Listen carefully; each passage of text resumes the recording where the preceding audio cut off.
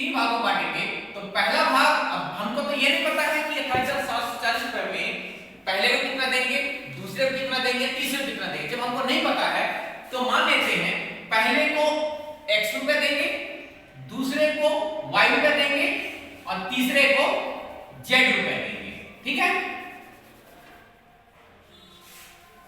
ये हो गया, इनको इस क्रम में इनको पैसा देंगे। ठीक, इसका टाइम है 1 वर्ष, इसका टाइम है 2 वर्ष, इसका टाइम है 3 वर्ष, जैसे कि यहां लिखा हुआ है। ठीक है, और इनको जो इनकी जो दर है तीनों को कितनी है, 12%। ठीक है, तो 12% की दर से तीनों को पैसा मिलेगा। तो ये मिश्र धन का ये सूत्र लगाते जाएंगे ये सब में। ये पहला वाला हम निकाल रहे हैं, तो ये हो जाएगा x प्लस x इंटू इसकी दर कितनी है 12%, इसका समय है 1 वर्ष, ये हो जाएगा। ठीक है, अपन ये SI का फार्मूला होता है, SI का फार्मूला होता है, क्या होता है, P into R into T upon 100, है ना। तो मूलधन धन ब्याज, ये ब्याज का ही फार्मूला होता है ना। तो हम ब्याज का फार्मूला ये रखते हैं। ठीक है, ये ब्याज का फार्मूला है। उसके बाद क्या बोला है, बराबर, मिश्र धन बराबर हो। दूसरा भाग क्या है, दूसरे को y मिल रहा है, प्लस फिर वही वाला फार्मूला रख देंगे, इसको y मूलधन है, दर इसकी 12% है, समय इसका 2 वर्ष है। ठीक है, अपॉन 100 बराबर है। तीसरा भाग z है, प्लस मूलधन गुणे दर गुणे समय इसका है 3 वर्ष अपॉन 100। यहां तक समझ में आया जी? ठीक है, समझ में आ रहा है कैसे हो रहा है? ये कुछ नहीं है, ये मिश्र धन बराबर करना है। मिश्र धन कैसे बराबर होगा, हमको तो मूलधन ही, ये तीनों का मूलधन ही नहीं पता है। जब मूलधन ही पता है तो हम तीनों का पहले मिश्र धन निकालेंगे, है ना। ये मिश्र धन का एक फार्मूला है, मिश्र धन में रखेंगे मूलधन धन ब्याज। तो ब्याज का फार्मूला लगाते हैं P into R into T upon 100, है ना। ये वाला फार्मूला से याद तक हो गया। अब इसको सॉल्व करेंगे तो ये हो जाएगा x प्लस 12x अपॉन 100। ठीक है, इक्वल टू ये हो जाएगा, ये गुणा हो जाएगा, ये हो जाएगा 24y,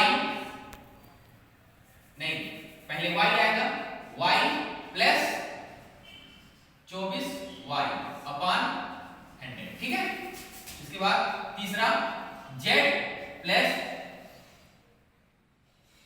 36z अपॉन 100। ठीक, याद समझ में आया? ये हम सीधे इसका क्या करते हैं, गुणा करते जा रहे हैं। ठीक है, अब इसका जो है, अब इसको जोड़ना है इसमें, तो ये एलसीएम लेकर जुड़ेगा, है ना। ये एलसीएम लेके जोड़ेंगे तो ये 100 और 1 का एलसीएम कितना आएगा, 100। 1 में 100 का जाएगा, 100 से ये हो जाएगा 100x प्लस 100 से 100 जाएगा, 1 बचेगा, 1 का 12 गुणा करेंगे तो ये आ जाएगा 12x। ठीक है, उसके बाद यहां भी वही होगा, 100, 1 में 100 का देंगे, 100 जाएगा, ये हो जाएगा 100y प्लस 100 से 100 जाएगा एक बार में, 1 का 24 में गुणा करेंगे, ये आ जाएगा 24y। ठीक है, आगे यहां भी 100, 1 में 100 का देंगे 100 बार में, ये हो जाएगा 100z प्लस 100 से 100 में एक बार, और ये हो जाएगा 36z। ठीक है, ये हो गया। अब इसको जोड़ेंगे तो ये हो जाएगा 112x upon 100 equal to 124 y upon 100 equal to 136 z equal to 100। ये हो जाएगा। ठीक है, समझ में आ रहा है? ठीक है, ये केवल हम सॉल्व करते जा रहे हैं, है ना। अब ये 100 से ये तीनों 100 कट जाएंगे। अब ऊपर क्या बचा है,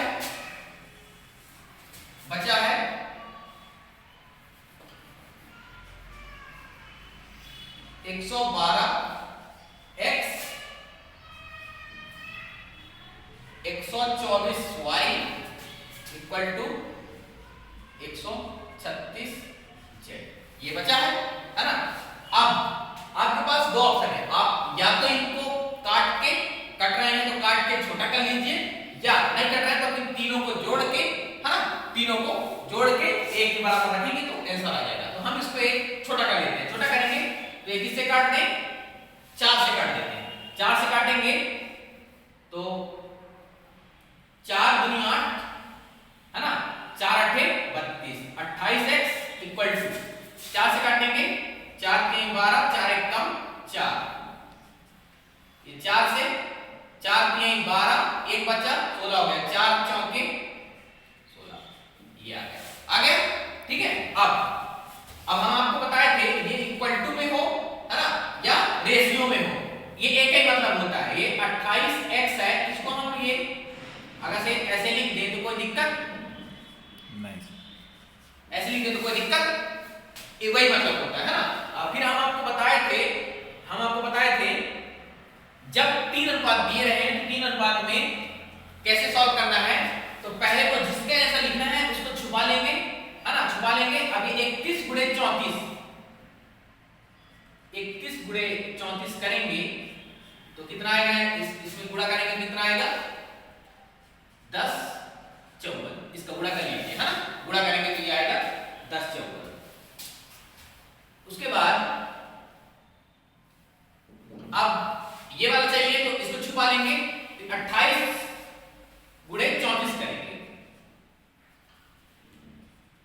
28 गुणे 34 करेंगे, 28 गुणे 34 करेंगे तो कितना आएगा,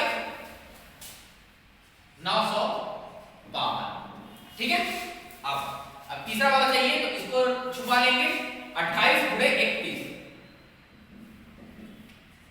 28 गुणे 31 करेंगे तो आ जाएगा 868, ये आ गया। अब ये इनकी रियल वैल्यू आई है, किसकी, ये x की वैल्यू है, ये y की वैल्यू है, ये z की वैल्यू है ना। अब क्या करेंगे, ये तीनों को जोड़ देंगे, तीनों को जोड़ेंगे आप तो जोड़ लीजिए, जोड़ेंगे तो आएगा 28 74, इतना है। ये तीनों को जोड़ेंगे, आप लोग एक कैलकुलेट कर लीजिए, है ना, ये जोड़ेंगे आएगा 28 74।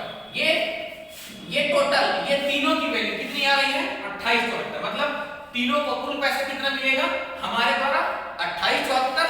अब क्वेश्चन में कितना मिलेगा, क्वेश्चन में 28,740, 28,740 मिलेगा। ठीक है। इससे इसको काटेंगे तो एक की वैल्यू कितनी आएगी, 10 आ गई, एक की वैल्यू 10 आ गई। अब क्या पूछा है क्वेश्चन में, मिश्र धन बराबर करना है ना। 10 का गुणा यहां करेंगे, 10 का गुणा यहां करेंगे, 10 का गुणा यहां, मतलब तीनों जगह 10 10 का गुणा कर देंगे, तीनों जगह 10 10 का गुणा करेंगे।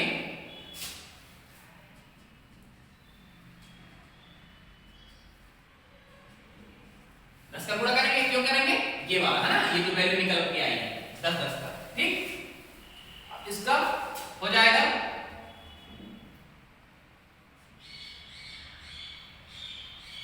x का हो जाएगा 10 54, y का हो जाएगा 952, z का हो जाएगा